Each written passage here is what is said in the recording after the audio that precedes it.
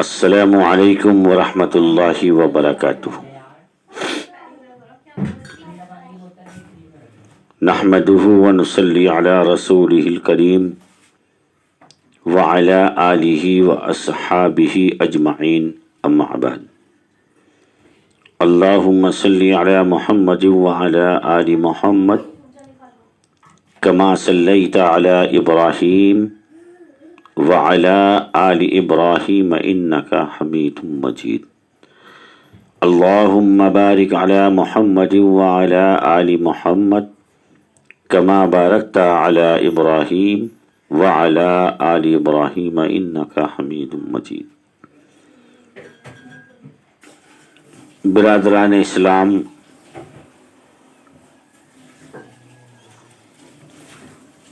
اگر ہزاروں جلسے کرائے جائیں، اجلاس کرائے جائیں اور بے شمار علماء کرام کے بیانات کرائے جائیں اور بے شمار علماء کرام اپنی اپنی تفتیش اور اپنے اپنے علم کے مطابق تقریر کریں، اور اس اجلاس کے بعد میں اگر وہاں والوں کے زندگی میں فرق نہیں آیا تو میرا ماننا یہ ہے کہ اجلاس بیکار گیا۔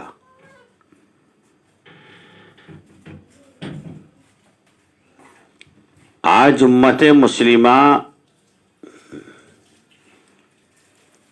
کے جو حالات ہیں ان حالاتوں پر تھوڑی سی فکر، تھوڑی سی بات کرنے کی اجازت چاہوں گا، اور امید کرتا ہوں کہ آپ سبھی حضرات بہت دھیان لگا کر سنیں گے اور سمجھنے کی کوشش کریں گے۔ پھر بھی اگر کسی صاحب کو کوئی بات پسند نہ آئے یا سمجھ نہ آئے تو وہ مجھ سے کامنٹ میں بھی سوال کر سکتے ہیں اور فون پر بھی رابطہ قائم کر سکتے ہیں۔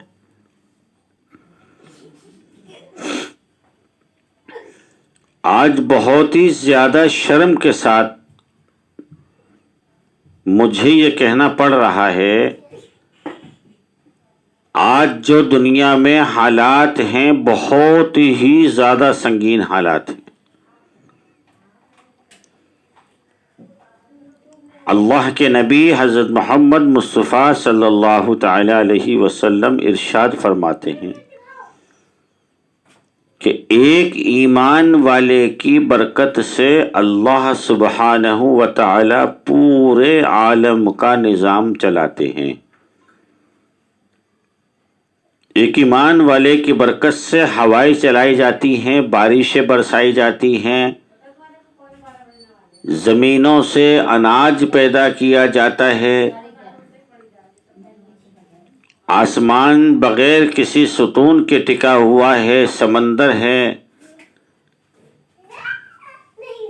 فروٹ ہیں، ڈرائی فروٹ ہیں، سب کچھ اللہ سبحانہ و تعالی ایک ایمان والے کی برکت سے تمام عالم کا نظام چلاتے ہیں، اور ایک ایمان والے کی حرکت سے تمام عالم کے لیے فیصلے بھی آتے ہیں۔ حضرت علی رضی اللہ تعالی عنہ فرماتے ہیں کہ مومن بندے پر جو حالات آتے ہیں وہ اس کے اعمال کی وجہ ہوتی ہے، یا یوں سمجھیے کہ اللہ سبحانہ و تعالی سورہ رحمان کی ایک آیت کریمہ میں ارشاد فرماتے ہیں، الجزاء الاحسان الا الاحسان، ہم کسی کی محنت کو ضائع نہیں جانے دیتے، جیسی آپ کی محنت ہوگی ایسے ہی آپ کو نتیجے سونپ دیے جائیں گے۔ تو معلوم یہ ہوا کہ پوری دنیا میں جو اس وقت حالات ہیں وہ امت مسلمہ کی وجہ سے ہیں۔ الحمدللہ اس قوم کو اللہ سبحانہ و تعالی نے وہ صفت عطا فرمائی ہے کہ یہ قوم جس کام کو کرنے پر آ جائے اس سے زیادہ اور کوئی نہیں کر سکتا اس کام کو۔ یہ صفت ہے امت مسلمہ کی. اگر مسلمان عبادت کرنے پر آ جائے تو دنیا کا کوئی بھی آدمی یا کوئی بھی مذہب اس طرح عبادت نہیں کر سکتا جس طرح یہ کرتے ہیں. اور اگر یہ جھوٹ بولنے پر آ جائے، اس سے زیادہ جھوٹ بولنے والا کوئی نہیں. یہ شراب خوری پر اتر جائے تو ان سے زیادہ شراب پینے والا کوئی نہیں. یہ حرام کاری پر اتر آئے تو ان سے زیادہ حرام کاری کرنے والا کوئی نہیں. یہ حرام کھانے پر آ جائے تو ان سے زیادہ حرام کھانے والا کوئی نہیں. چنانچہ یہ کہ جس کام میں یہ گھس جائیں اس میں کامیابی تک اس کام کو پہنچا دیتے ہیں، اور تاریخ شاہد ہے جس کام میں مسلمان گھسا ہے اس کام میں کامیابی حاصل ہوئی ہے.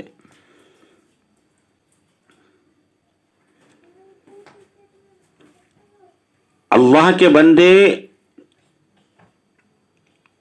اللہ کی آسمان کے نیچے رہتے ہیں، اللہ کی زمین پر رہتے ہیں، اللہ کی چلائی ہوئی ہواؤں میں سانس لیتے ہیں، اللہ کے برسائے ہوئے پانی سے کو استعمال کرتے ہیں، اللہ کے پیدا کیے ہوئے اناج کو کھاتے ہیں، اللہ کے پیدا کرتا کپڑا پہنتے ہیں، اور اللہ کی بے شمار نعمتوں کا استعمال کرتے ہیں.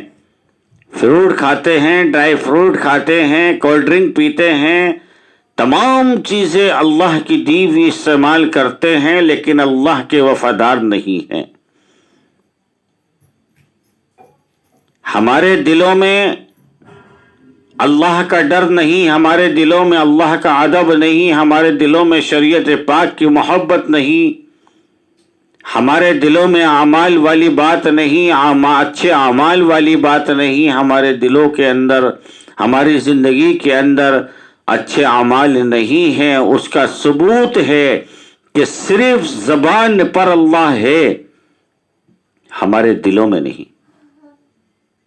اللہ کی قسم، اگر آج ہمارے دلوں میں اللہ ہوتا، ہمارے دلوں میں سچا ایمان ہوتا، ہمارے دلوں میں پکا ایمان ہوتا، ہمارے دلوں میں اللہ کا دین ہوتا، ہمارے زندگی میں اللہ کا دین ہوتا، ہمارے گھروں میں اللہ کا دین ہوتا، ہمارے کاروبار میں، ہمارے سماج میں اگر اللہ کا دین ہوتا، تو یہ مسلمان گالی دیتا، یہ مسلمان چوری کرتا، یہ مسلمان ڈاکہ ڈالتا، یہ مسلمان جھوٹ بولتا. ایسا کبھی ممکن نہیں.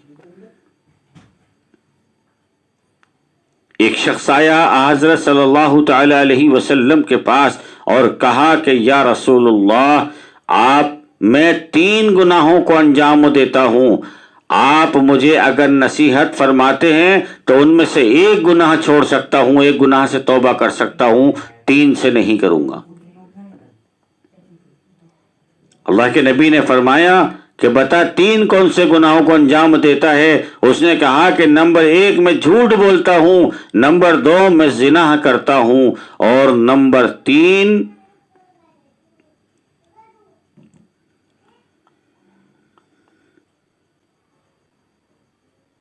ایک معاملہ اور تھا، وہ ذہن سے نکل گیا. اللہ تعالیٰ محفوظ فرمائے.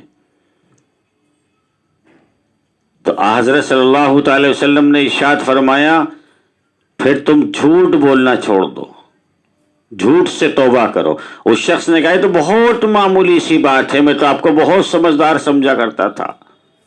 ہاں، شراب پینا، کہ میں جھوٹ بولتا ہوں، زنا کرتا ہوں، شراب پیتا ہوں، اور تینوں ہی چیزیں شریعت پاک میں حرام ہیں. حضرت صلی اللہ علیہ وسلم نے ارشاد فرمایا بس تم جھوٹ سے توبہ کر لو، آج سے تم جھوٹ نہیں بولو گے، یہ وعدہ کرو. اس نے آپ کے دستائے پاک پر بیعت لی اور کہا کہ یا رسول اللہ، میں آج سے وعدہ کرتا ہوں جھوٹ نہیں بولوں گا.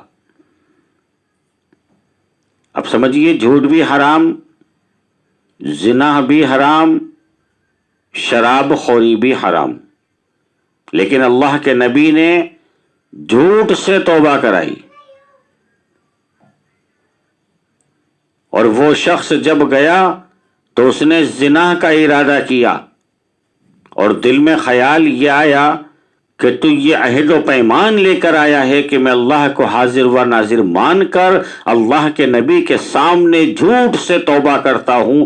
جب کل اللہ کے نبی مجھ سے پوچھیں گے کہ تو نے کیا کیا تو میں جھوٹ تو بول نہیں سکتا، میں سچ ہی بولوں گا کہ میں نے زنا کیا. تو میں کس منہ سے اللہ کے نبی کے سامنے جاؤں گا اور کہوں گا کہ میں نے زنا کیا؟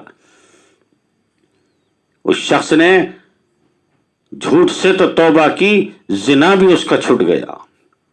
شراب کا ارادہ کیا، اس کے ذہن میں بات آئی کہ میں نبی اکرم کے پاس پہنچوں گا، جھوٹ نہیں بول سکتا، جھوٹ سے توبہ کی ہے میں نے.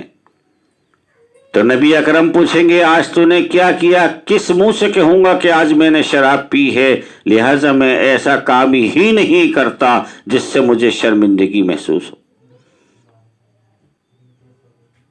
اگلے دن وہ شخص پہنچا، حضرت صلی اللہ تعالی وسلم نے ارشاد فرمایا بول کیا عمل کر کے آیا ہے؟ کہا یا رسول اللہ میں تو آپ کو عام سمجھتا تھا، عام آدمی سمجھا کرتا تھا، میں تو سمجھتا تھا آپ کم عقل والے ہیں، لیکن آپ تو بہت زیادہ سمجھدار ہیں. اللہ نے آپ کو وہ علم عطا فرمایا ہے کہ آپ نے ایک جھوٹ سے توبہ کرنے کے لیے کہا تھا، ایک جھوٹ سے توبہ کرائی تھی، اس جھوٹ کی برکت سے مجھ سے زنا بھی رک گیا اور مجھ سے شراب بھی رک گئی. میں آج سے اللہ سے معافی مانگتا ہوں، توبہ کرتا ہوں کہ ان گناہوں کو نہیں دہراؤں گا.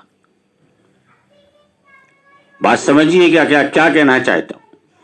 حضرت نوح علیہ السلام نے ایک بوڑھی اماں سے تندور پہ وہ روٹیاں لگاتی ہے، آپ روٹیاں لگوانے کے لیے گئے اور اس بوڑھی اماں نے کہا کہ نوح تو کہتا تھا کہ اللہ کا عذاب آئے گا، وہ آج تک تو آیا نہیں، میں بچے سے بوڑھی ہو گئی، وہ اللہ کا عذاب کب آئے گا؟ تو جھوٹ بولتا ہے.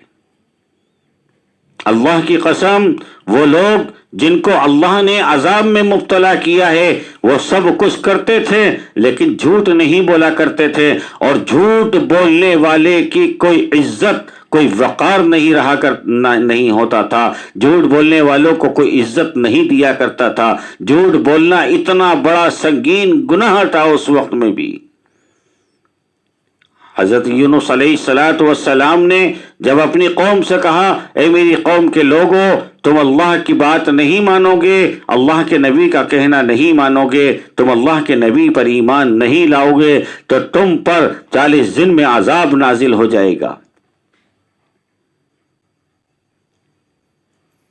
اللہ تعالیٰ ناراض ہوئے، اللہ تعالیٰ نے 40 دن میں عذاب کے بادل بھیج دیے کہ میرا نبی جھوٹا نہ ہو جائے، کیونکہ نبی جو ہوتا ہے وہ اللہ کا براہ راست پیغمبر ہوتا ہے. اللہ کی بات اللہ کے بندوں تک پہنچانے والا ہوتا ہے، اللہ کے بندوں کو اللہ کی پہچان کرانے والا ہوتا ہے. میں یہ کہنا چاہتا ہوں اے لوگو، اے ایمان والو، اس وقت میں بھی وہ مشرک تھے، وہ کافر تھے، لیکن جھوٹ کو برا عمل سمجھا جاتا تھا. جھوٹ اللہ کی قسم بڑی سی بڑی نیکیوں کو کھا جاتا ہے. جھوٹ حج کو ختم کر دے گا، نمازوں کو ختم کر دے گا. اللہ کے واسطے اللہ کے بندو جھوٹ سے بچو. جھوٹ وہ ظاہر ہے جو اندر انسان کو ختم کر دیتا ہے، اندر ہی اندر انسان کے نیک اعمالوں کو ختم کر کے اسے نیکی کی طرف سے ہٹا کر اور بددینی کی طرف لاتا ہے. آج پوری روح زمین پر جو عذاب ہے اللہ کی قسم وہ امت مسلمہ کی بدعمالی کی وجہ ہے. ہمارے نوجوان ساتھی، ہمارے بزرگ آج مذاقوں میں ویسے جھوٹ کافی بولتے ہیں، یہاں تک کہ اللہ کی قسم جھوٹی کھا جاتے ہیں. اور کہ ہم دیکھتے ہیں منڈیوں میں، بازاروں میں کوئی بھی بات ہوتی ہے فٹاک سے جھوٹ بولیں گے اور کہیں گے تیری اماں کی قسم، تیرے ابا کی قسم، میری قسم، تیرے سر کی قسم، اللہ کی قسم میں نے ایسا کام نہیں کیا. بے وقوفو، جھوٹ ایک تو جھوٹ حرام اور اس پر سے جھوٹی اللہ کی قسم کھانا. کیا تم عذاب کو دعوت نہیں دے رہے ہو؟ ایمان والو، اللہ کے آسمان کے نیچے رہتے ہو، اللہ نے تم کو پیدا کیا ہے، تمہاری اوقات اللہ کے سامنے مچھر کے پر کے برابر بھی نہیں ہیں۔ اللہ جب چاہیں کسی کو بھی مسل سکتے ہیں۔ اللہ کی نظروں میں پوری دنیا کی اوقات مچھر کے پر کے برابر بھی نہیں ہیں۔ اللہ سبحانہ و تعالیٰ کن فرمائیں گے اور سب کو کچل کر رکھ دیں گے۔ ایک دن وہ آئے گا جو سب کچھ ختم ہو جائے گا۔ اس لیے اگر چاہتے ہو کہ اس زمین پر پھر سے عدل و انصاف قائم ہو جائے، اس زمین پر پھر سے ایسے بادشاہ آ جائیں جو حضرت عمر فاروق رضی اللہ تعالی عنہ جیسے،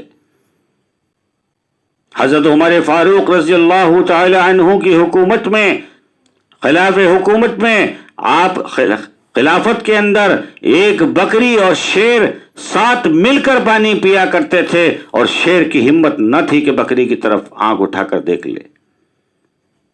یہ تھی مسلمانوں کی حکومت، یہ تھا مسلمانوں کا عدل و انصاف۔ ایک یہودی کے اندر ایک منافق میں جھگڑا ہوا تلوار کو لے کر، مقدمہ آیا اللہ کے نبی حضرت محمد مصطفیٰ صلی اللہ تعالی وسلم کی عدالت میں۔ آپ نے فیصلہ یہودی کے حق میں فرما دیا، کیونکہ وہ تلوار یہودی کی تھی۔ باہر نکل کر یہودی کہتا ہے مجھے یہ فیصلہ منظور ہے، اور منافق کہتا ہے مجھے یہ فیصلہ منظور نہیں ہے، میں تو عمر کی عدالت میں جاؤں گا، عمر سے کہوں گا، عمر فیصلہ کریں گے۔ حضرت عمر کے دربار میں حاضر ہوئے، حضرت عمر نے معاملہ پوچھا، یہودی نے کہا کہ عمر بات یہ ہے، یہ تلوار میری ہے، اس پر مقدمہ ہے، حضرت صلی اللہ تعالی علیہ وسلم کے پاس ہم گئے تھے اس کے کہنے سے، اور انہوں نے انصاف کر دیا، میرے حق میں فیصلہ سنایا، اس کو منظور نہیں ہے، مجھے منظور ہے۔ حضرت عمر فاروق رضی اللہ تعالی عنہ نے فرمایا ٹھہرو میں ابھی آتا ہوں، اندر تشریف لے گئے، وہاں سے تلوار نکال کر لائیں اور منافق کی گردن اڑا دی اور کہا کہ جس کو نبی کا فیصلہ منظور نہیں وہ شخص عمر کو منظور نہیں۔ اس کو کہتے ہیں انصاف۔ آج نا انصافیہ کرنے والوں، دوسروں کا حق مارنے والوں، دوسروں کی چغلی اور غیبت کرنے والوں، دوسرے سے حسد رکھنے والوں، ان کو بربادی کے کگار پر لانے والوں، جھوٹ بولنے والوں، جھوٹے الزام لگانے والوں، تہمت لگانے والوں، ایک دوسرے کے اوپر تہمت گھٹنے والوں، جھوٹے نام لینے والوں، اللہ سے ڈرو، حرام کھانے والوں اللہ سے ڈرو، شراب خورو اللہ سے ڈرو، زنا خورو اللہ سے ڈرو۔ اللہ زانیوں کے ساتھ نہیں، اللہ شرابیوں کے ساتھ نہیں، اللہ جھوٹوں کے ساتھ نہیں، جھوٹے کے اوپر اللہ کی مدد نازل نہیں ہوتی۔ اگر آج ہم چاہتے ہیں اس روح زمین پر، امت مسلمہ پر اللہ کی مدد آسمانوں سے نازل ہو جائے جیسے کبھی ہوا کرتی تھی، اللہ اس پر بھی قادر ہے کہ آج بھی مدد نازل کر دے گا، لیکن ہم نے مدد والے کون سے کام کیے ہیں؟ آج اللہ کی قسم جب ہم اپنے اعمالوں کا سروے کرتے ہیں، اپنے اعمالوں کا جائزہ لیتے ہیں، ایسے کوئی اعمال ہمیں نظر نہیں آتے جس سے اللہ کا انصاف اور اللہ کی مدد اس زمین پر نازل ہو سکے۔ تم نے لوگوں کے حق مارے، تمہارے حق چھن گئے، تم نے اللہ کا حق نہیں دیا، تمہارے حق چھین لیے گئے، تم نے اللہ کا قانون نہیں مانا، تم پر بےہودہ قانون تھوپ دیے گئے۔ اگر چاہتے ہو کہ اس زمین پر عدل و انصاف قائم ہو جائے، چاہتے ہو کہ غریبوں کا حق نہ مارا جائے، چاہتے ہو کہ عزت کی زندگی گزرے، چاہتے ہو اچھی حکومتیں قائم ہوں، چاہتے ہو کہ اللہ کی مدد آ جائے، تو ایمان والو آج بھی وقت ہے۔ اللہ نے زندگی دی ہے، یہ زندگی بڑی قیمتی ہے، اس کا ایک ایک لمحہ قیمتی ہے۔ الحمدللہ یہ وقت چلا گیا، دوبارہ وقت لوٹ کر نہیں آئے گا۔ رمضان المبارک کا پاکیزہ رحمت اور برکت والا مہینہ چل رہا ہے، اسی مہینے کے اندر اللہ سے توبہ کرنی ہے، اللہ سے معافی مانگنی ہے، अल्लाह से गिड़ गिड़ा कर रो रो कर माफ़ी मांगनी है। और रब्बुल आलमीन हम वायदा करते हैं आज से झूठ का सहारा नहीं लेंगे। ऐ अल्लाह हम वायदा करते हैं आज से अपने भाई की मुखालफत नहीं करेंगे, अपने भाइयों की मुखबरी नहीं करेंगे, अपने भाइयों पर झूठे इल्ज़ाम नहीं लगाएंगे, उन पर झूठी तहमतें नहीं लगाएंगे, उनके साथ गीबत नहीं करेंगे, उनकी गीबत और चुगली से परहेज़ करेंगे। आज हमें माफ़ फरमा दीजिएगा और इस ज़मीन पर फिर से अपनी मदद नाजिल फरमा दीजिएगा। याद रखिए इन्नल्लाह अला कुल्ली शैइन कदीर। कुरान करीम में अल्लाह सुब्हानहू व तआला फरमाते हैं कि अल्लाह की हुकूमत हर शय पर मौजूद है। अल्लाह की कसम आज भी और क़यामत तक पत्ता भी अल्लाह की मर्जी के खिलाफ नहीं हिल सकता। अल्लाह सुब्हानहू व तआला अपने बंदों से इस कदर मोहब्बत फरमाते हैं कि एक चींटी के काटने का दर्द भी अल्लाह अपने बंदों पर मंजूर नहीं करता।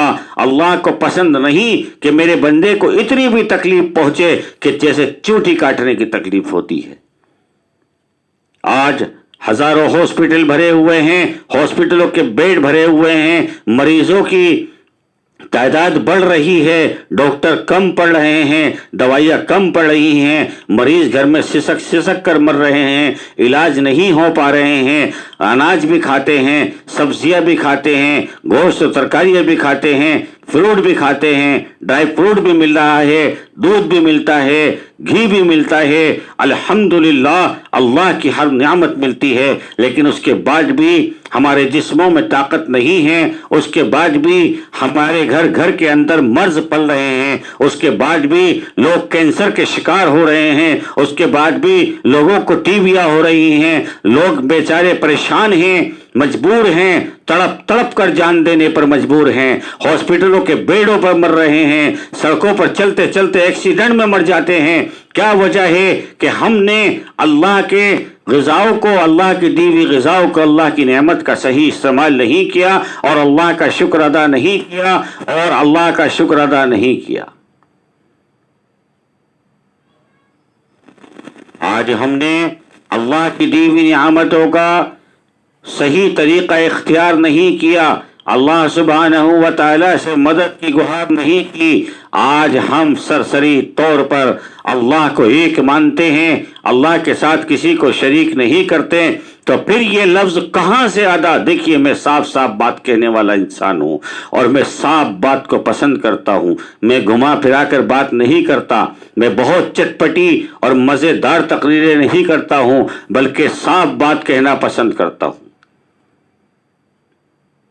आज जितने भी हालात हैं ये हमारी वजह से हैं, इन हालातों को बदलिए, अल्लाह से तौबा कीजिए। इसी रमज़ानुल मुबारक के महीने में अल्हम्दुलिल्लाह ये महीना वो महीना है कि आदि सल्लल्लाहु अलैहि वसल्लम ने इरशाद फरमाया कि जिन कब्रों पर अजाब होता है रमज़ानुल मुबारक का चांद नज़र आते ही उनके ऊपर से अजाब उठा लिया जाता है। ईद का चांद आते ही फिर अजाब चालू हो जाता है। मुर्दे पूछते हैं भाई ताला ये क्या मामला है, क्यों अजाब उठाया गया था, क्यों अजाब वापसी कर दिया गया? अल्लाह की तरफ से आवाज़ आती है, गैब से आवाज़ आती है कि रमज़ानुल मुबारक का बरकत वाला महीना आया था, हमने अजाब उठा लिया और अब ईद का चांद नज़र आ गया है, तुम अजाब में फिर से मुब्तला किए जाओगे। एक शख्स ने बताया कि रमज़ानुल मुबारक के महीने में वो असर की नमाज पढ़ने के बाद जब कब्रिस्तान पहुंचा, वहाँ फातिहा पढ़ने के लिए उसने देखा कि एक कब्र से बड़े चीखने और चिल्लाने की, कराहने की, दर्द भरी आवाज़ें आ रही हैं। उसने तफ्तीश की, लोगों से मालूम किया, उसके घर गया, उसकी अहलिया से मालूम किया तो मालूम ये हुआ कि बहुत दीनदार, बहुत नेक, मुत्तकी और परहेजगार आदमी था और तहज्जुद गुजार था, हज भी किए हुए था, उम्रा भी किए हुए था, 5 वक्त का नमाजी भी था, झूठ भी नहीं बोलता था, लोगों को सदका और खैरात भी दिया करता था, ज़कात भी अदा करता था, बेवाओं का हक देता था, यतीम और मिस्कीनों का हक दिया करता था। लेकिन एक ऐब उसके अंदर था, वो क्या? पैसा ब्याज पे दिया करता था। याद रखिएगा جو شخص بیاض کا پیسہ کھاتا ہے یا کھلاتا ہے، جو بیاض لیتا ہے اور دیتا ہے، اس کے اوپر سے رمضان المبارک کے مہینے میں بھی اس کے اوپر سے عذاب نہیں ہٹایا جائے گا، وہ رمضان المبارک کے رحمت والے مہینے میں بھی عذاب کا مستحق رہے گا، اس پر مسلط رہے گا۔ اسی طرح سے بیاج کا کام لینا دینا حرام ہے، اسی طرح سے جوا بھی حرام ہے۔ جو شخص جوا کھیلتا ہے اور وہ مر جاتا ہے، اس کے اوپر سے رمضان المبارک کے جیسے مہینے کے اندر بھی عذاب نہیں اٹھایا جائے گا، اس حد تک کہ جب تک وہ اللہ سے توبہ نہ کر لے مرنے سے پہلے۔ تو میرے عزیز ساتھیوں، وقت کی تنگی ہوتی ہے، اس وجہ سے بیان ادھورے ادھورے ہوتے ہیں، مکمل بات نہیں ہو پاتی، اور کوشش یہ کرتا ہوں کہ تھوڑی تھوڑی بات ہو جائے۔